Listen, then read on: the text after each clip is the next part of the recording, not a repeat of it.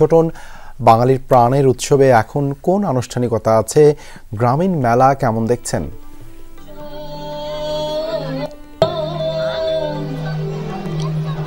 শুভ নববর্ষ কিছুক্ষণ আগেই শোভাযাত্রা শেষ হয়েছে।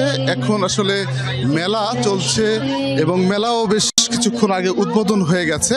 মেলার পাশাপাশি যে মুক্ত মঞ্চ, সেখানে সাংস্কৃতিক অনুষ্ঠান পরিবেশন করা হচ্ছে। একই সাথে লোকজ যে মেলা, সেই মেলার আয়োজনটা আসলে খুবই চমৎকার, ভীষণ উপভোগ্য এবং বাঙালির যে চিরায়ত যে ঐতিহ্য, সেই ঐতিহ্যগুলো আসলে এখানে তুলে ধরা হচ্ছে এবং এখানে যে স্টলগুলো আছে সেই স্টলগুলোতে বাঙালির ঐতিহ্য তুলে ধরা হচ্ছে। আমরা নওগাঁর জেলা প্রশাসক মোহাম্মদ আব্দুল আওয়ালের সঙ্গে কথা বলবো, আরও কী আয়োজন আছে তার কাছে জানতে চাইবো।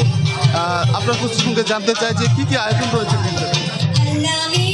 আমাদের আসলে জাতীয় সঙ্গীত এবং আবাহন সঙ্গীতের মাধ্যমে আজকে দিবসের সূচনা হয়েছে।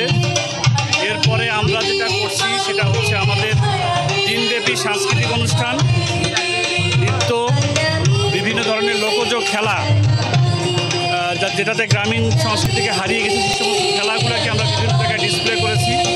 পাশাপাশি আমরা এখানে যারা র্যালিতে পার্টিসিপেট করেছে বিভিন্নভাবে, তাদের আমরা পুরস্কৃত করার ব্যবস্থা করেছি। তারা কে কেমনভাবে গ্রামীণ সংস্কৃতিকে ফুটিয়ে তুলতে পেরেছে তার উপর ভিত্তি করে তাদের প্রত্যেককে আমরা পুরস্কৃত করার চেষ্টা করছি। প্রথম, দ্বিতীয়, তৃতীয়, এবং আমরা যতটা দল পার্টিসিপেট করেছে তার প্রায় 20%কে আমরা পুরস্কৃত করবো। বাকি সবার জন্য সান্ত্বনা রয়েছে।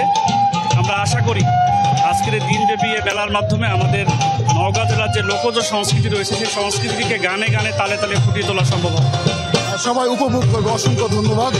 শুনছিলেন নওগাঁর জেলা প্রশাসক মোহাম্মদ আব্দুল আওয়াল। তিনি বলছিলেন যে আজকের যে মেলার আয়োজন, এটি জেলা পর্যায়ের মেলার আয়োজন এবং এর বাইরে হচ্ছে বিভিন্ন উপজেলায় এই ধরনের লোকজ মেলার আয়োজন করা হয়েছে। ব্যতিক্রমী সব আয়োজন রয়েছে। বিশেষ করে আপনি জানেন যে উত্তরাঞ্চলের ক্ষুদ্র জাতিগোষ্ঠীর নৃত্য এবং এই অঞ্চলের যে শিল্প, সাহিত্য, সংস্কৃতি, দীর্ঘদিনের সেই সংস্কৃতি তুলে ধরা হচ্ছে। এই মুহূর্তে মুক্ত মঞ্চে গান চলছে। বাংলার যে ঐতিহ্যবাহী এবং বাংলা ভাষার যে ঐতিহ্য, সেই ঐতিহ্য তুলে ধরা হচ্ছে।